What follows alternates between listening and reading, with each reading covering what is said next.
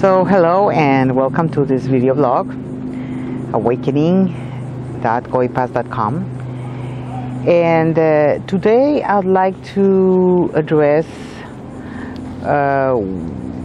one episode that was very decisive in terms of understanding who he really was.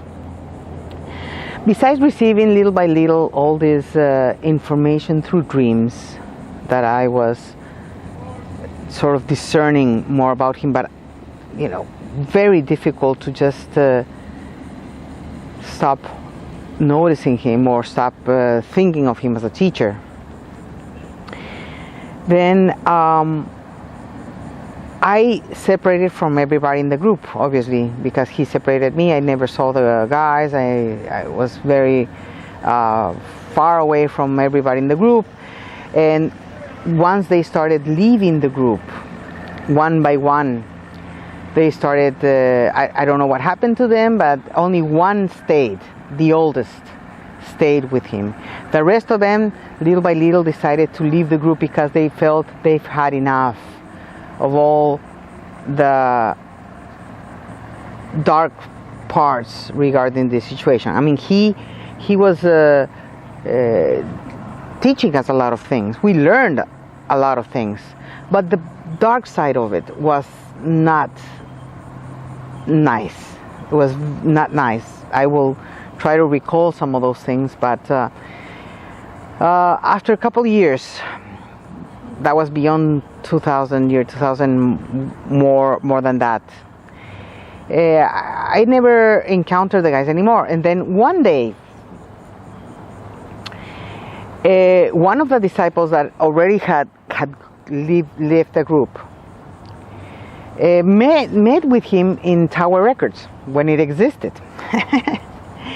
And he approached this young student and told him, from the times that you were in the group, there are some debts that I still have to pay and you owe me money. And this guy said, but impossible, that I don't owe you any money, I paid for everything. And he said, well, remember Gloria, how she helped me to get this loan in the bank so I can buy all the motorcycles that we bought for everybody? I still owe them money, and you are part of the people who owe it. And he said, that's impossible. So this young man decided to contact me, and he found me, and I said, why don't you come and let's talk about it. When he came, we called also another disciple that was the first one to leave, and we sat down between the three of us and another of the girl disciples that was coming and going, was still going around, but was not totally into it anymore either. And each one of us started sharing our story with him. Each story was totally different. They never knew what had happened between him and me, as I didn't know a lot of the things that were happening between them and the teacher. The thing was that when we shared our stories, I mean, one of them was burned with a hot wooden stick when they were in the beach, as a spiritual teaching or spiritual lesson. He was burning his back with a almost coal burning wooden stick. And he told us that that's when he decided, there are better ways to learn lessons. We know that in martial arts you got to go through major training and put up with a lot of pain and mind control, but there was some piece missing in all this situation. So that's when he decided to leave, and then after him, little by little, the others started leaving.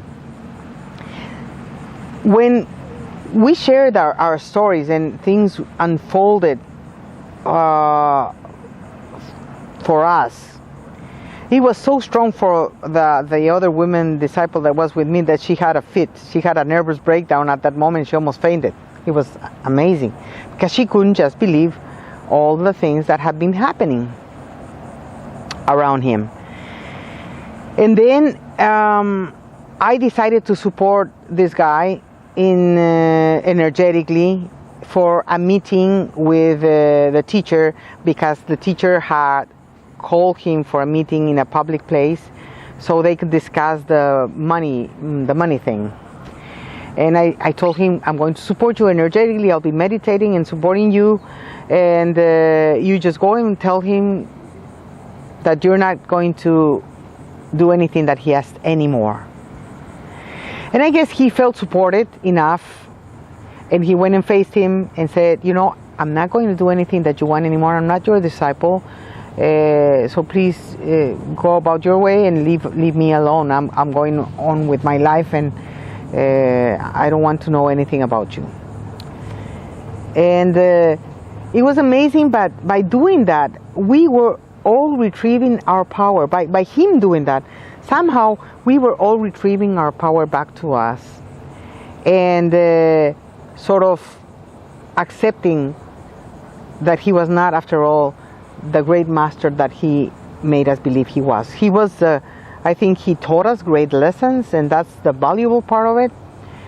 But one thing is to be taught lessons with total transparency and authenticity, and the other thing is to teach the lessons on one side and do very awful, dark things on the side.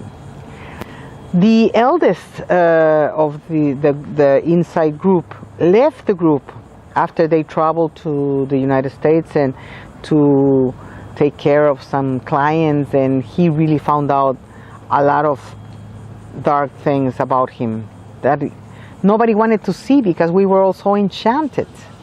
We were totally hypnotized and enchanted by him and his charisma. He was a very charismatic guy, and always taking care of us and showing his care for us. But on the other hand, you know, the moves that were done from the dark side, even those moves that people acknowledged that he was doing, they were seen as if he was doing it for a higher purpose, reason. That's how much he brainwashed us all into, even through the dark ways of doing things.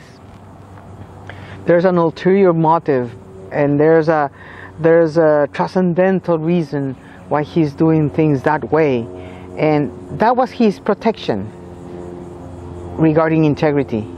That was his protection, that they were some sort of God-sent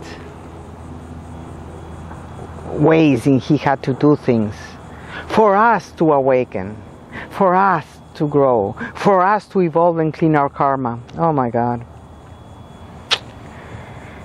I'm sure there are amazing teachers that teach us through, you know, reversal ways, not, you know, in the Oriental traditions, sometimes they teach you through the hard ways, but there's integrity behind. In this case, there wasn't really integrity, and that's the downside of this situation. Obviously, when I started seeing somebody else, I called him and I said, you know, you told me in year 2000 things were going to change and we were going to be together and blah blah blah. Nothing has changed, so I guess, you know, you don't have really the intention of making a life with me. Obviously, he manipulated me all the time in that sense through my emotions, and so I'm seeing somebody. I'm starting to see somebody, and I'm going to go out with that person. He says, "Oh, you don't need to go out with nobody." I mean, I says, "Why? You know, I am free. I can do whatever I want.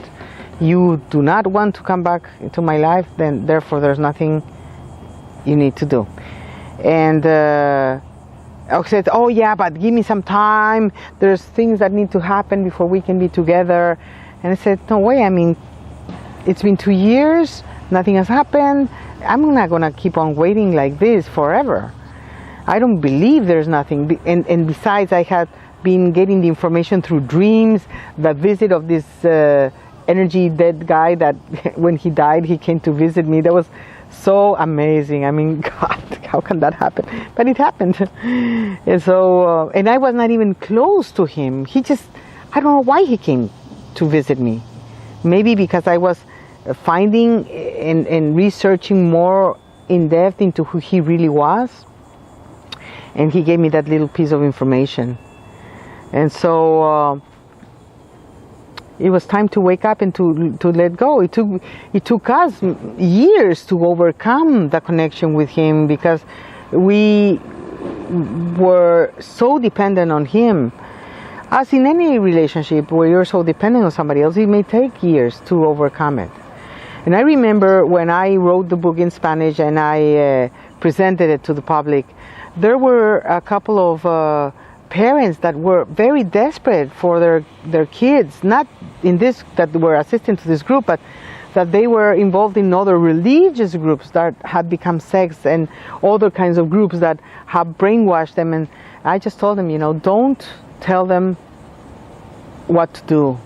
They need to figure it out for themselves. Just be there for them, be supportive, because I remember every time any of the parents around us, the group members, would tell us, that guy is not he's not a guy with integrity. You got to be careful. And we would always say, oh, you just don't understand. You're not in this path, so you don't understand. And we will never, at least I would never, to my parents, tell them that they were right about what they were perceiving. But they were, and so eventually that's what I could suggest to the parents of other young people that were involved or were getting involved with groups.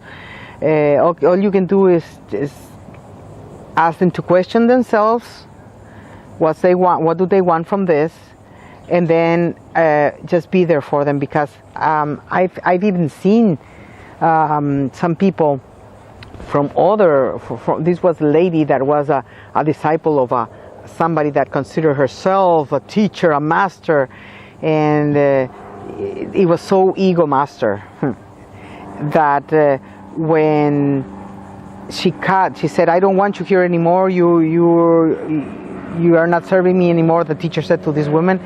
She even had suicidal thoughts because she felt so abandoned by her teacher.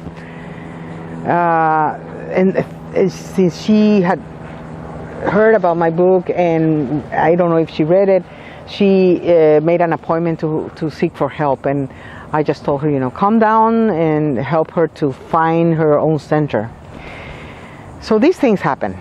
And we need to be aware of us falling into it, or seeing somebody dear to us falling into it, and help them and help ourselves by not giving our powers away. I insist on that. Let's not give our powers away to other people.